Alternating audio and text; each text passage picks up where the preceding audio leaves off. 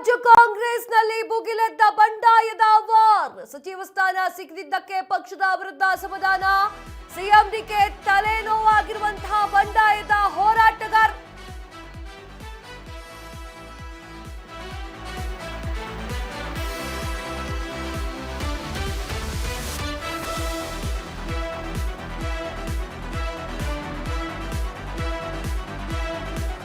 ರಾಜ್ಯ ಕಾಂಗ್ರೆಸ್ನಲ್ಲಿ ಭುಗಿಲೆದ್ದ ಬಂಡಾಯದ ವಾರ್. ಸಚಿವ ಸ್ಥಾನ ಸಿಗದಿದ್ದಕ್ಕೆ ಪಕ್ಷದ ವಿರುದ್ಧ ಅಸಮಾಧಾನ. ಸಿಎಂ ಡಿಕೆ ಶಿವಕುಮಾರ್ಗೆ ತಲೆನೋವಾಗಿರುವಂತಹ ಬಂಡಾಯದ ಹೋರಾಟ. ಕೆಲವು ಕೈ ಶಾಸಕರಿಂದ ರಾಜೀನಾಮೆ ಕೊಡ್ತೀನಿ ಅಂತ ಹೈಡ್ರಾಮಾ ಬೇರೆ ಶುರುವಾಗಿತ್ತು. ಚಿಕ್ಕಬಳ್ಳಾಪುರ, ಕೋಲಾರ, ಕರಾವಳಿಯ ಶಾಸಕರ ಬಂಡಾಯ.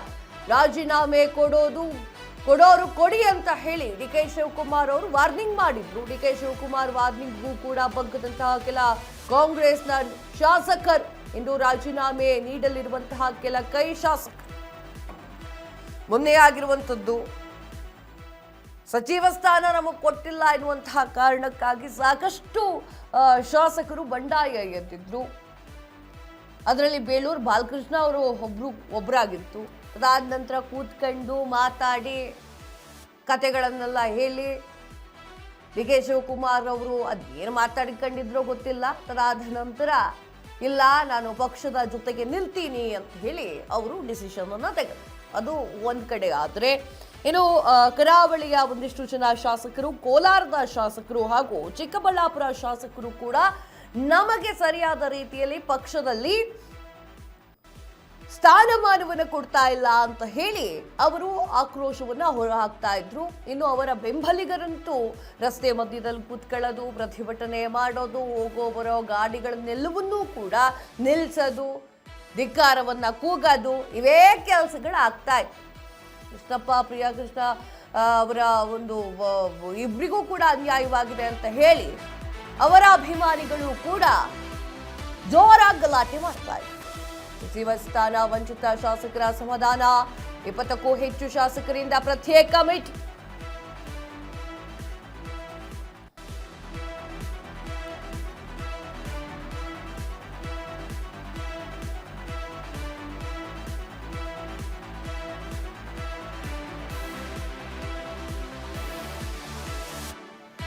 ಸಚಿವ ಸ್ಥಾನ ವಂಚಿತ ಶಾಸಕರ ಅಸಮಾಧಾನ. 20ಕ್ಕೂ ಹೆಚ್ಚು ಶಾಸಕರಿಂದ ಪ್ರತ್ಯೇಕ ಮೀಟಿಂಗ್. ಹೈಕಮಾಂಡ್ ಭೇಟಿಗೆ ರೆಬಲ್ ಶಾಸಕರ ಚಿಂತನೆ. ಹೈಕಮಾಂಡ್ ಭೇಟಿಗೆ ದೆಹಲಿಗೆ ತೆರಳುವ ಸಾಧ್ಯತೆ.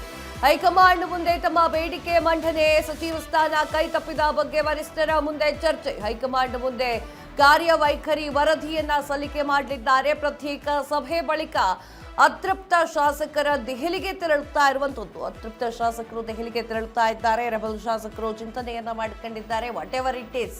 ಆದರೆ ಸುರ್ಜೇವಾಲರು ಬಂದು ಸಮಾಧಾನ ಮಾಡಬೇಕಾದ್ರೆ ಸಾಕಷ್ಟು ಜನ ನಾಯಕರು ಹೇಳ್ತಾ ಇದ್ರಂತೆ, ನಮಗೆ ಯಾಕೆ ಅನ್ಯಾಯ ಮಾಡ್ತಾ ಇದ್ದೀರಿ, ನಮಗೆ 50 ವರ್ಷ 60 ವರ್ಷ ಒಂದು ಸಲವೂ ಕೂಡ ಮಂತ್ರಿ ಸ್ಥಾನವನ್ನ ನೀವು ಕೊಟ್ಟಿಲ್ಲ ಅಂತಂದ ಮೇಲೆ ಪಕ್ಷಕ್ಕೋಸ್ಕರ ದುಡ್ದಿದ್ದವ್ರು ನಾವು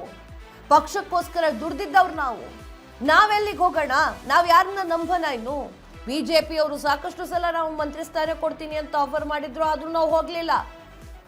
ಯಾಕೆ? ಕಟ್ಟ ಕಾಂಗ್ರೆಸ್ಸಿಗರು ನಾವು, ಕಾಂಗ್ರೆಸ್ ಬಿಟ್ಟು ಹೋಗೋದಿಲ್ಲ. ಆದ್ರೆ ನೀವು ಮಾಡಿರುವಂತಹ ಅನ್ಯಾಯವನ್ನು ನಾವು ಸಹಿಸೋದಿಲ್ಲ ಅಂತ ಹೇಳಿ ಹೈಕಮಾಂಡ್ಗೆ ತಿರುಗಿ ಮಾತಾಡಿದ್ರು. ಈಗ ದೆಹಲಿಯತ್ತ ಪ್ರಯಾಣವನ್ನ ಬೆಳೆಸ್ತಾ ಇದ್ದಾರೆ. ಯಾವುದೇ ಕ್ಷಣದಲ್ಲಿ ಬೇಕಾದ್ರೂ ದೆಹಲಿಗೆ ಹೋಗ್ಬೋದು. ಒಂದು ಮಾತು ಹೇಳ್ತಾರೆ ಅತೃಪ್ತ ಶಾಸಕರು ಎಲ್ಲರೂ ಕೂಡ.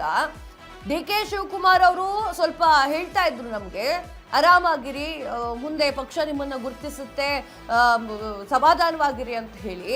ಡಿ ಕೆ ಶಿವಕುಮಾರ್ ಅವರು 29ನೇ ವರ್ಷದಲ್ಲಿ MLA ಆದವರು, ಅವರು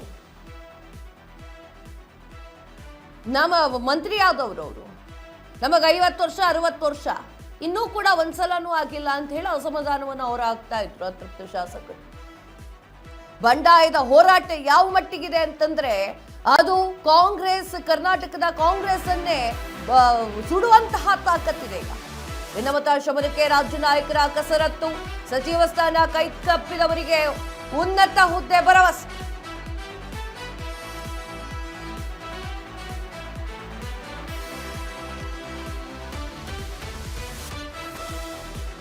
ಭಿನ್ನಮತ ಶಮನಕ್ಕೆ ರಾಜ್ಯ ನಾಯಕರ ಕಸರತ್ತು. ಸಚಿವ ಸ್ಥಾನ ಕೈ ತಪ್ಪಿದವರಿಗೆ ಉನ್ನತ ಹುದ್ದೆ ಭರವಸೆ.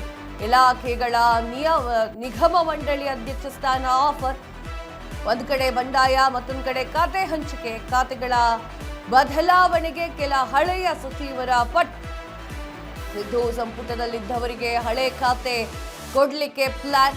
ಇಂದು ಅಥವಾ ನಾಳೆ ಖಾತೆ ಹಂಚಿಕೆ ಫೈನಲ್ ಸಾಧ್ಯತೆ.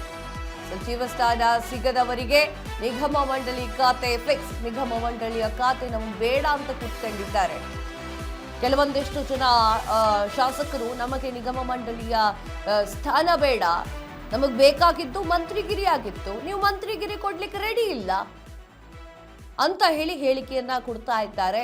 ಇನ್ನು ಸಚಿವ ಸಂಪುಟ ರಚನೆ ಆಯಿತು, ವಿಸ್ತರಣೆ ಆಯಿತು. ಎಲ್ಲರೂ ಕೂಡ 19 ಜನ ಶಾಸಕರನ್ನು ಕೂಡ ಅವರು ಫೈನಲ್ ಮಾಡಿ ಹೇಳ್ತಾ ಇದ್ರು. ಬೆಳಗ್ಗೆ 10 ಗಂಟೆಯಿಂದನೂ ಅವರಿದ್ದಾರೆ ಇವರಿದ್ದಾರೆ ಅಂತ ಹೇಳಲಾಗ್ತಾ ಇತ್ತು. ಗಾಯತ್ರಿ ಅವರಿಗೆ ಸ್ವತಃ ಸಿದ್ದರಾಮಯ್ಯ ಅವ್ರು ಫೋನ್ ಮಾಡ್ತಾರಂತೆ, ಮುಂದೆ ಕೂರಿಸ್ಕೊಳ್ತಾರಂತೆ. ನೀವೇನಾದ್ರೂ ಹೋಗಿ ಪ್ರಮಾಣ ವಚನವನ್ನ ಸ್ವೀಕಾರ ಮಾಡಿದ್ರೆ ನಾನು ನನ್ನ ಮಗನ ರಾಜೀನಾಮೆ ಕೊಡಿಸ್ತೀನಿ ಅಂತ ಹೇಳಿ. ಯಾಕೆ ಅಂತ ಕೇಳಿದ್ರೆ, ಕುರುಬ ಸಮುದಾಯಕ್ಕೆ ಬೇಕಾಗಿರುವಂತಹ ನಾಯಕರನ್ನ ಇಲ್ಲಿ ಹುಡುಕಲಾಗ್ತಾ ಇಲ್ಲ, ಮಂತ್ರಿ ಸ್ಥಾನವನ್ನ ಕೊಡ್ಲಾಗ್ತಾ ಇಲ್ಲ, ನಾನಿದನ್ನ ಅಗ್ರಿ ಮಾಡೋದಿಲ್ಲ ಅಂತ ಹೇಳಿದ್ರಂತೆ. ಬಲ್ಲ ಮೂಲಗಳಿಂದ ಬಂದಿರುವಂತಹ ಮಾಹಿತಿ ಇದು.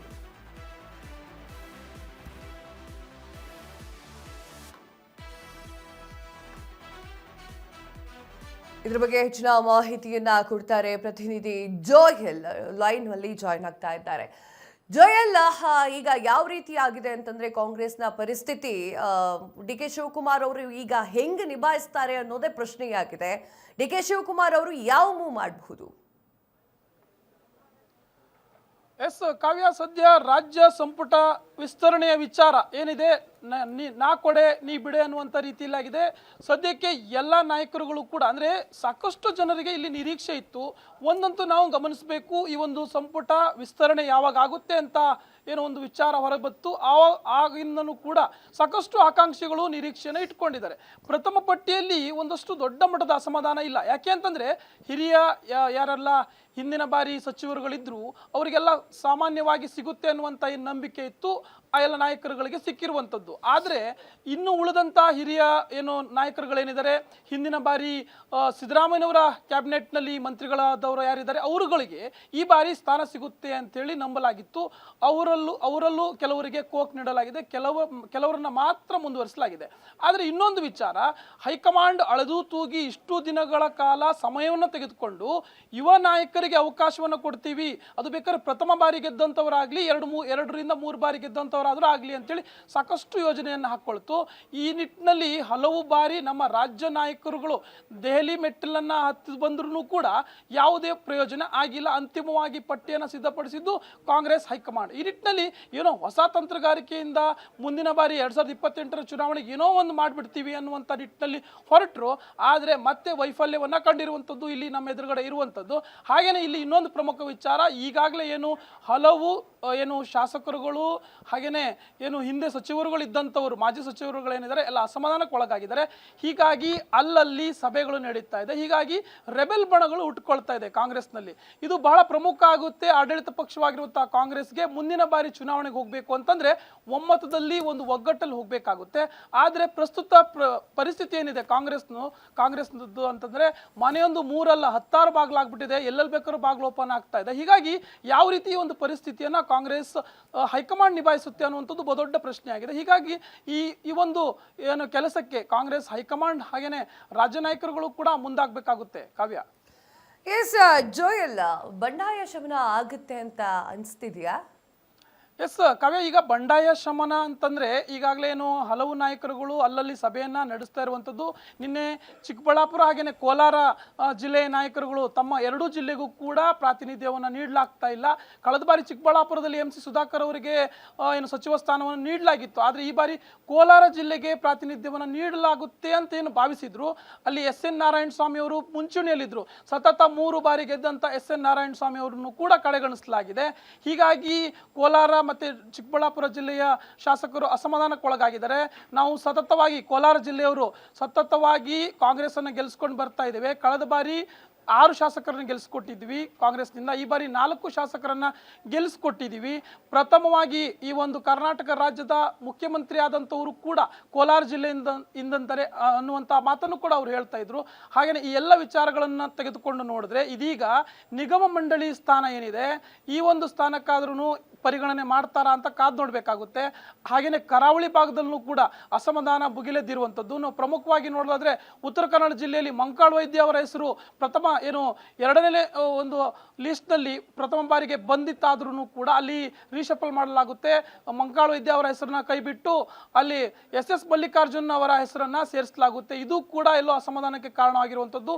ಕರಾವಳಿ ಭಾಗದಲ್ಲೂ ಕೂಡ ಸಚಿವ ಸ್ಥಾನವನ್ನು ನೀಡಲಾಗ್ತಾ ಇಲ್ಲ ಅನ್ನುವಂಥ ವಿಚಾರ. ಹೀಗಾಗಿ ಬಂಡಾಯ ಶಮನಕ್ಕೆ ಪ್ರಮುಖವಾಗಿ ಇರುವಂತಹ ಒಂದು ಸ್ಟೆಪ್ ಅಂತಂದ್ರೆ ಅದು ನಿಗಮ ಮಂಡಳಿಯಲ್ಲಿ ಅಧ್ಯಕ್ಷ ಸ್ಥಾನವನ್ನು ನೀಡುವಂಥದ್ದು. ಆದರೆ ನಿಗಮ ಮಂಡಳಿ ಅಧ್ಯಕ್ಷ ಸ್ಥಾನವನ್ನು ಕೂಡ ಹಲವರು ಬೇಡ ಅಂತ ಇದ್ದಾರೆ. ಸಚಿವ ಸ್ಥಾನನೇ ಇಲ್ಲ ಅಂದ್ರೆ ಇದ್ಯಾಕ್ರಿ ನಮಗೆ ಈ ಒಂದು ನಿಗಮ ಮಂಡಳಿ ಸ್ಥಾನ ತಗೊಂಡು ಏನು ಮಾಡೋಣ ಅಂತ. ಬಟ್ ಕೆಲವರು ಮಾತ್ರ ಉನ್ನತವಾಗಿರುವಂಥ ಒಳ್ಳೆ ಇದನ್ನ ನಿಗಮ ಮಂಡಳಿ ಸ್ಥಾನವನ್ನ ಅಪೇಕ್ಷೆ ಮಾಡ್ತಾ ಇದ್ದಾರೆ.